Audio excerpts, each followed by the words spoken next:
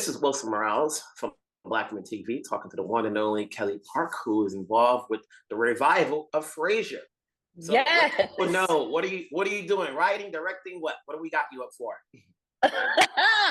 I am a director and producer. I am an all over creative. And yeah, I'm just happy to be here.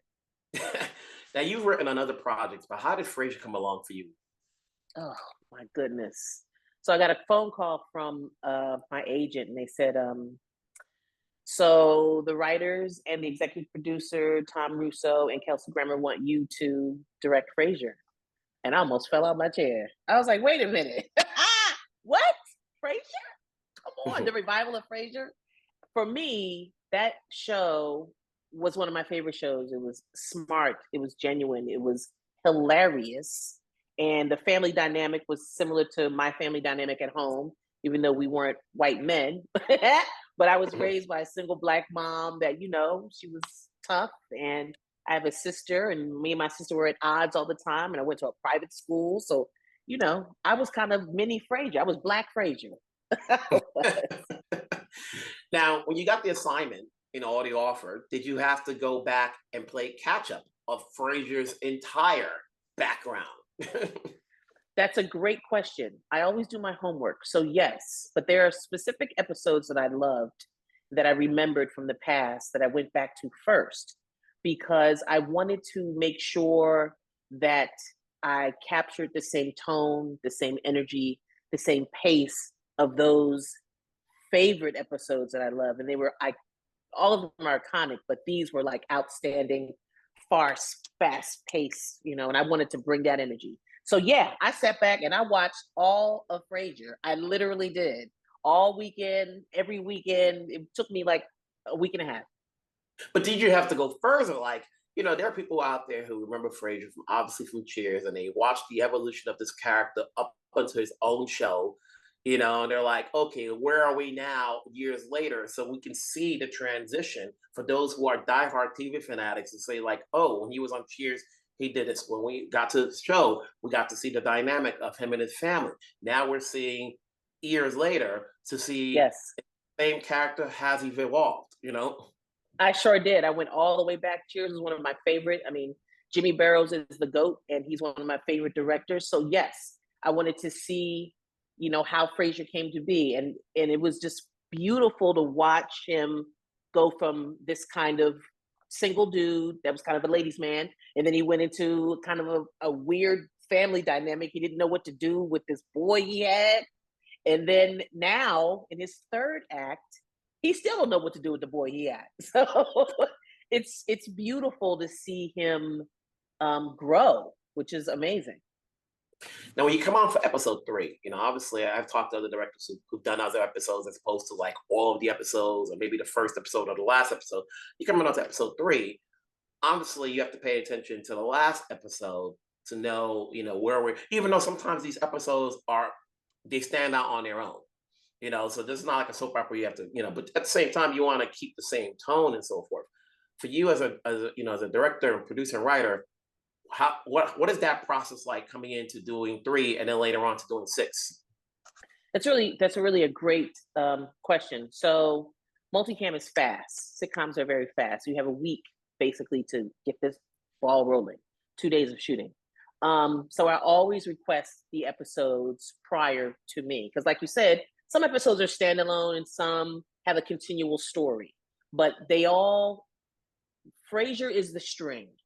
Kelsey Grammer is the string throughout all of the episodes. So you definitely want to watch and see what he's been through prior to help, create your episode and make sure you can bring some of that energy from the previous one into the one that you're doing.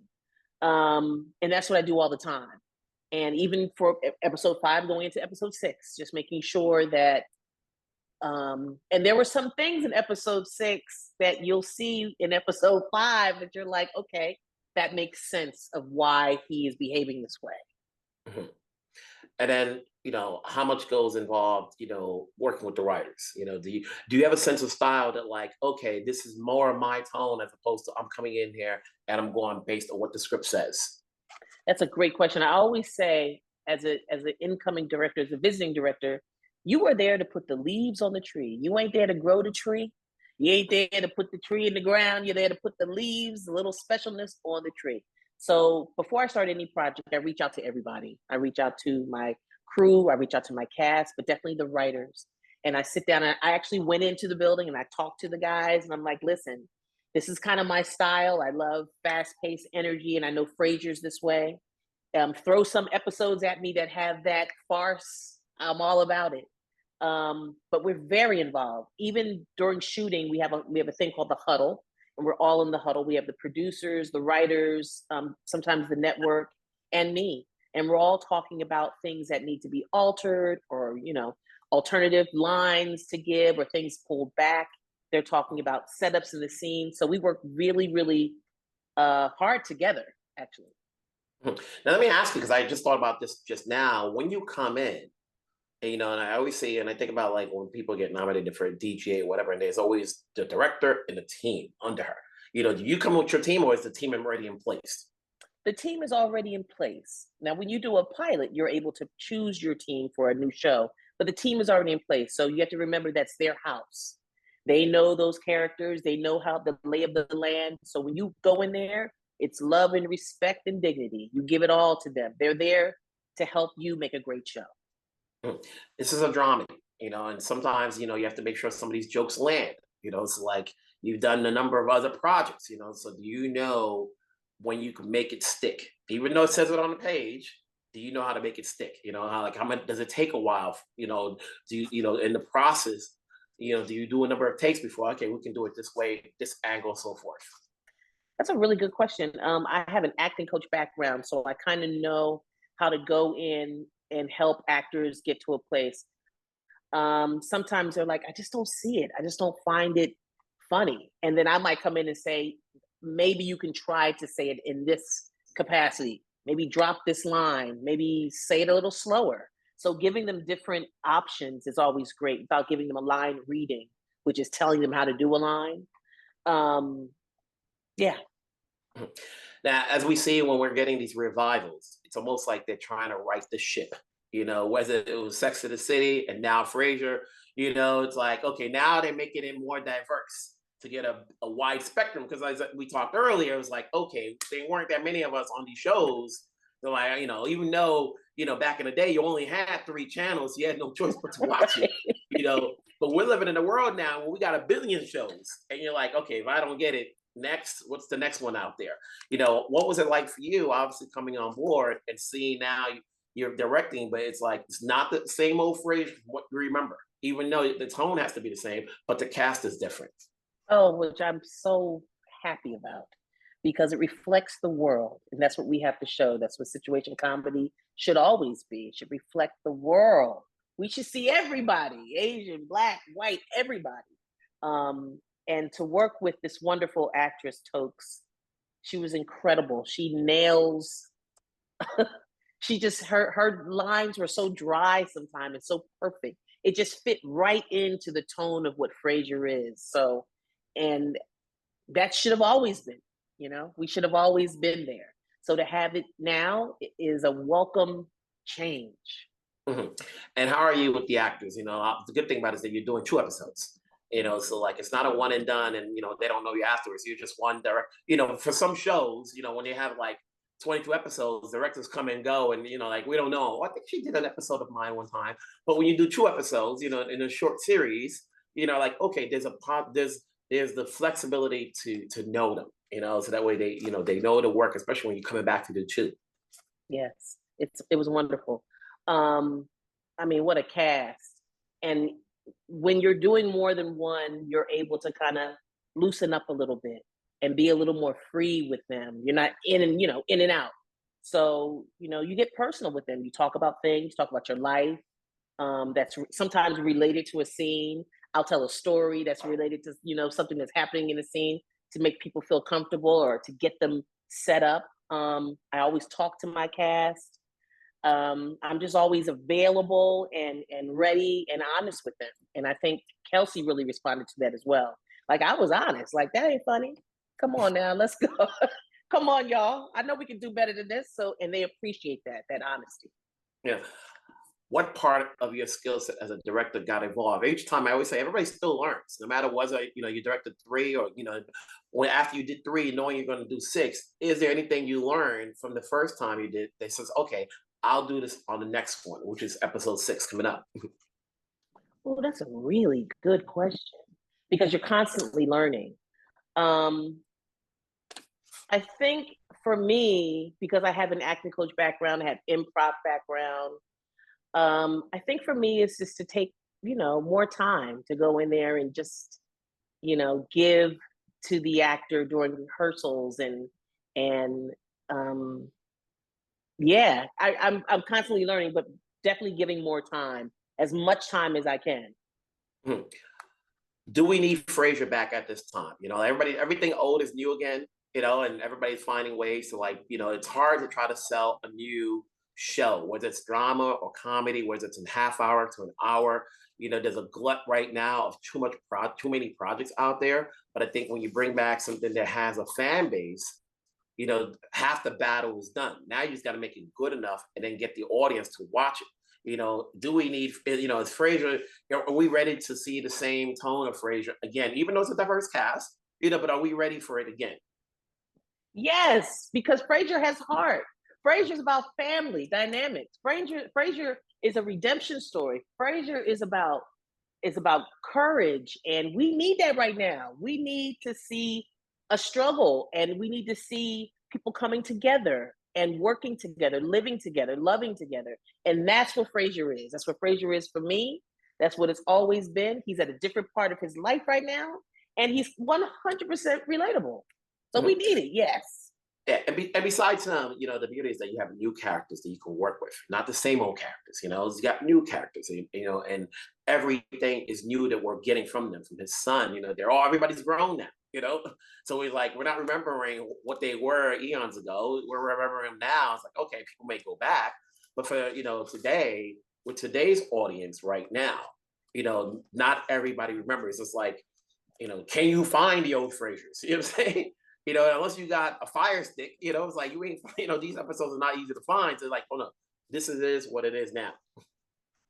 I mean, it's these new characters really, they surround the energy of this Frasier character, just like the old characters. They each have, I mean, the Jack that plays Freddy, he's kind of like Frasier's dad. He's kind of like a curmudgeon young dude that Frasier now has to, combat again, like his father. That dynamic. And then you have Niles' son, who is just like Niles. He's that same energy, kind of quirky and kind of removed in things, and Frasier has to deal with that. So they've created similar waters. So you coming in as a new person, you'll just see characters that he has to kind of deal with. That's hilarious. Mm-hmm. You've been working a long time, and it's a joy when you say that they called you as opposed to like, what is out there? You know what I'm saying? What is out there? It's not like you got the pick of the litter, but for those out there, because there are a lot of people out there who are writers and directors and waiting to get that sort of phone call like yourself. What's that joy like that, like, okay, to say you've put in your dues enough to the point where you can get called to direct episodes of this series that already have a fan base? I mean, come on, it's joy.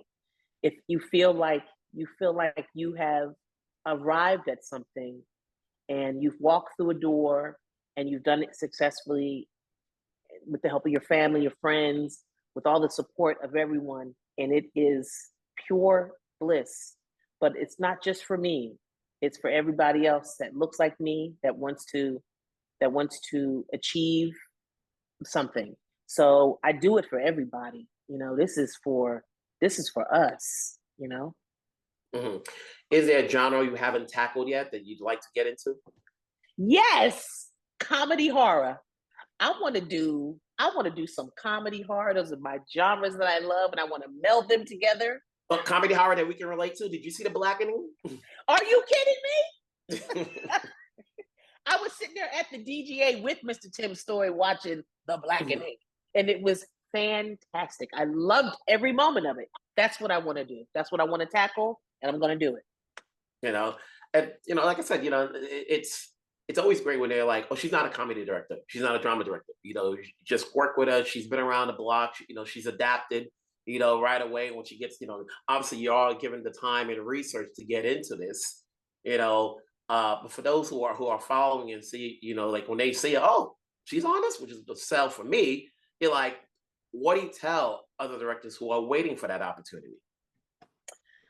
Be diligent, but be patient. Do your research. Reach out to people. Build your village. Be honest with what the things that you need. Talk, communicate. Talk to me. Let me help you. But definitely don't ever stop. Don't ever give up because it's coming. But you have to put the work in. And sometimes the work is hard and bloody. Sometimes your knees get scraped up, but it's all right because skin heals. You must keep going. Hmm. Are you someone that when you're watching your takes, you're like, I think I got it? Like when do you feel comfortable? Like, okay, I know what I'm doing. I've seen the takes. We got it on the first try. Oh, it takes a couple of times. Because comedy, it's almost like 1 hour. You don't have a lot of time. Comedy, like I think because it's 22 minutes, we can work with time. Right. That's really a great question. Most of the times with sitcoms, you have a pre-shoot where you pre-shoot your scenes. But with Frasier, very unique. It's all done live in front of the audience. So we rehearse with cameras, and then on that day, those shooting days, we do it live. So after the first, or I think after the second take, I'm like, okay, they got their groove right now. They're feeling it. And then I might go in and say, you know what, guys, I already got it, but let's play for the third take. Go ahead and be free for the third take. I do that often. I do it a lot with the neighborhood as well. Now, the thing is, Frasier is a built-in and it's got its audience, but it's never guaranteed. I think I say to people all the time, like, season one of any show, even though Frasier is the main person and we know who he is, everybody else is new. And so, like, obviously because of the strike, they're not out there promoting themselves to the point where you're not seeing anything on social media, which these days you somewhat need in order to pump a Right. show up. Like without them, it's like every week there's at least 20 projects out, whether it's on streaming or on theaters or whatever. To like, we can't take advantage we can't take advantage of the fact that it's there. Um, what's going to get people to watch this as opposed to waiting till the season is over and waiting till a season two is greenlit? Because sometimes people wait till season two to know, like, okay, there's commitment by the network that they believe in this show, as opposed to a one and done. That's a really great and loaded question, Wilson. Thank you. Oh, because it's like, hey, just like you think it's gonna come back, and like, nah, like some of these shows you were like, you see the reviews, and unless it's like 100%, like, okay, good. But if it's like media, then you're like, either they believe in the show that they're gonna give it a shot. Like some shows take some time. Sometimes you don't want to start off great at high because then where's the bar That's coming right. to? That's right. That's why I'm up here promoting this show because I know the actors can't do it right now. It's such a brilliant show. And I love the fact that they've also put up all of the Frasier episodes so everyone can watch them and get the same feeling that they're going to get with this revival. But I think that it takes a village. We're all going to have to do it for them to promote and to show that this is a show about, relationships. And it's something that we need right now. And that's what I'm going to push. It is something that we need, something that we can relate to, something that's funny, has heart, so much heart. Hmm. Kelly, it's been a pleasure. Let people know, like, oh, there's a sister on the show. She directed 2 other episodes. And listen, we're getting all these things. I see. I just spoke. Sally's doing Gilded Age, and somebody else Yes. is on The Crown. I'm like, okay, there is diversity Yes. on these shows now. It's no longer Yes. back in the days. We're like, I don't see no Othello's here. I will keep pushing. Every time I go to a set, I ask, can someone come and shadow me? So I'm constantly pushing and pulling us up. So I'm doing the work, brother. I'm doing it. We're out here to support. We're out here to make yourself shine. So keep it going. It's good to see you wherever you're at. Take care. We'll talk down the road. Thanks, Wilson. Appreciate you.